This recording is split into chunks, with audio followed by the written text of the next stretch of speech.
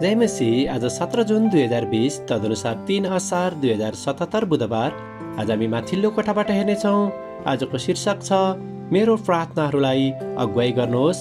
आज हामी परमेश्वरको वचन रोमी 8को 25देखि 28 सम्म पाठ गर्नेछौँ।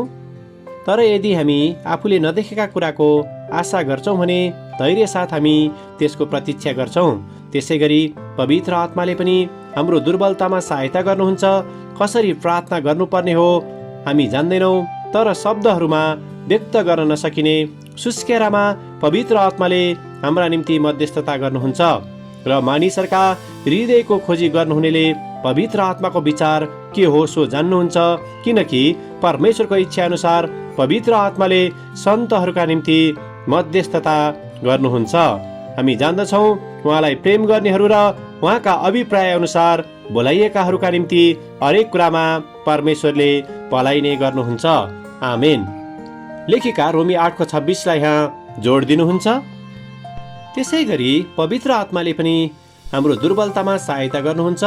कसरी प्रार्थना गर्नुपर्ने हो हामी जान्दैनौँ, तर शब्दहरूमा व्यक्त गर्न नसकिने सुस्केरामा पवित्र आत्माले हाम्रा निम्ति मध्यस्थता गर्नुहुन्छ।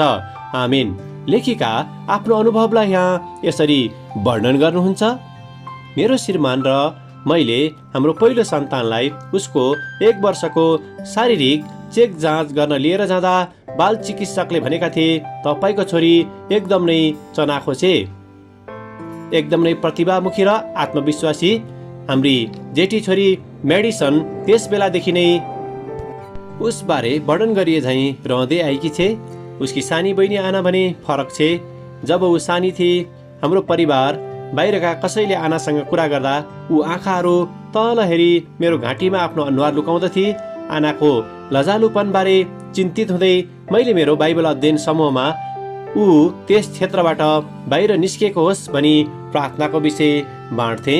केही ज्ञानी र अनुभवी आमाहरूले यसो भनी सल्लाह दिनुहुन्थ्यो कि आनाले निश्चय नै उसको तरिकाले संसारमा आफ्नो बाटो पाउने छिन्। तब मैले महसुस गरेँ कि मैले गलत विषयको निम्ति प्रार्थना गरिरहेको छु। आनालाई सहज बनाउने कुराको सट्टा म आफैलाई सहज बनाउने कुरामा केन्द्रित थिएँ। आनालाई बदल्नको निम्ति परमेश्वरमा प्रार्थना गर्नुभन्दा मैले आफैलाई बदल्नको निम्ति प्रार्थना गर्नुपर्ने थियो।